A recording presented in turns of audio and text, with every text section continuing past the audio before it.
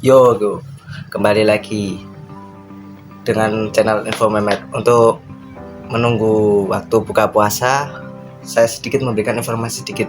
Saya agak prihatin karena di Gen Z ini atau generasi yang sangat-sangat milenial sekali, yang sangat-sangat tentang teknologi.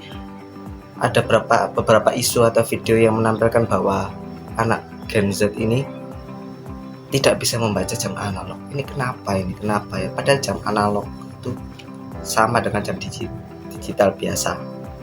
Cuman yang analog ini cuman agak-agak ada jarumnya atau kan sampai 12, sedangkan digital kan sampai jam 24 atau 00 biasanya. Nah, di sini saya akan memberitahu cara membaca jam analog yang sangat-sangat gampang. Cuman dalam waktu 6-7 menit dalam video ini bisa kalian pelajari. Oke, simak videonya. Oke, kali ini saya sudah menyiapkan ini. Ini adalah gambar jam analog ya, maaf ya kejelek ya. Nih, sini ada dari 1 sampai 12. Di daerah sini ada kayak aku kasih besar, nama di jam analog itu ada garis, tapi ini kecil sekali, tapi ini untuk pembelajaran. Ini saya kasih besar-besar, ini ada 4 butir. Nah, apa sih yang garis kecil-kecil ini? 4 butir atau bundaran kecil-kecil itu menandakan bahwa itu dalam satuan menit. Nah, 1 menit itu dalam bundaran tersebut. Nah, sedangkan apa yang kayak 1, kedua, ketiga, itu dalam waktu satu angka tersebut dalam waktu 5 menitnya. Jadi misalnya 1 ke 2, jarum 1 pindah ke 2 itu dalam waktu 5 menit jangka waktunya. Nah, di jam analog ini juga ada jarum panjang dan jarum pendek. Jarum panjang itu untuk menentukan menit tadi, dan jarum pendek untuk menentukan jam. Jadi teman-teman yang mohon maaf nggak bisa membaca jam analog, saya akan ajari step-stepnya ya. Langkah pertama adalah menentukan jarum pendeknya dulu. Contoh, saya akan kasih contoh dengan pulpen ya. Contoh misalkan jarum pendeknya ada di angka 1. Contoh sini. Berarti jam tersebut berada di jam 1. Ya. Jam 1, guys. Jam 1. Nih, jam 1. Tapi jika jarum pendek tersebut berada di angka 4, maka jam tersebut menandakan jam 4 yang pendek ya. Pendek. Langkah kedua adalah menentukan jarum panjang. Kan pasti banyak nanya, bukannya jarum jam itu ada 3? Iya ya, harusnya jarum jam itu ada 3. Cuman saya akan membelajar yang penting adalah 2 jarum tersebut. Jarum yang merah itu biasa merah, atau yang tipis itu menandakan detiknya. Tapi ya agak-agak gak usah dipelajarin lah. Yang penting yang panjang dan yang pendek. Untuk yang pendek itu menandakan jam.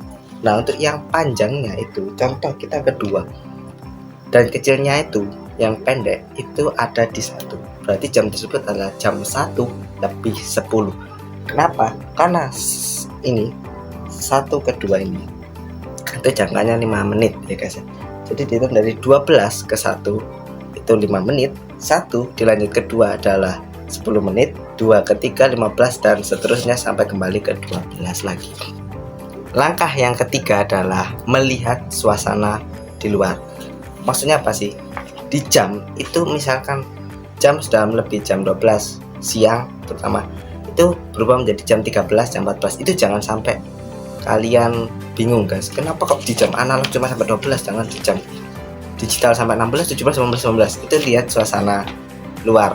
Maksudnya gimana? Contoh misalkan suasananya sore, maka jarum misalkan menunjukkan angka 4 yang pendek itu angka 4 dan suasana sore, maka jam tersebut menandakan jam 4 sore, atau di handphone atau jam digital menandakan jam 16.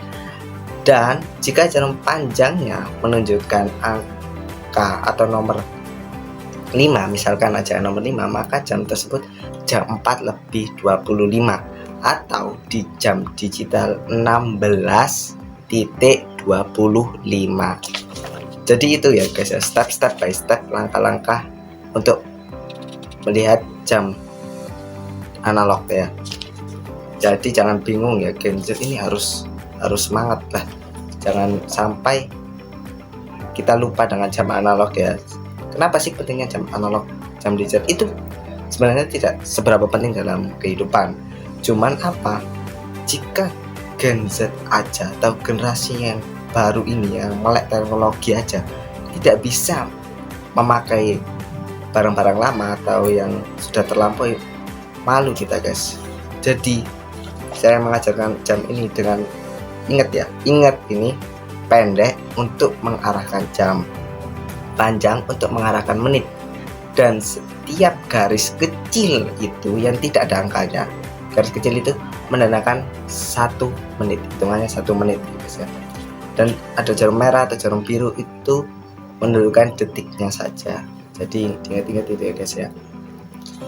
Oke, kurasa kayaknya cukup ini untuk pembelajaran tentang jam analog dan jarum-jarumnya, angka-angkanya. Jadi kalian gak usah bingung untuk kedepannya gimana. Ingat, ini hanya pembelajaran, jadi kalian cukup tahu saja. Untuk memakai jam digital untuk di HP atau jam tangan yang digital terserah, tidak apa-apa, cuman itu tadi kita harus melihat ke depannya guys.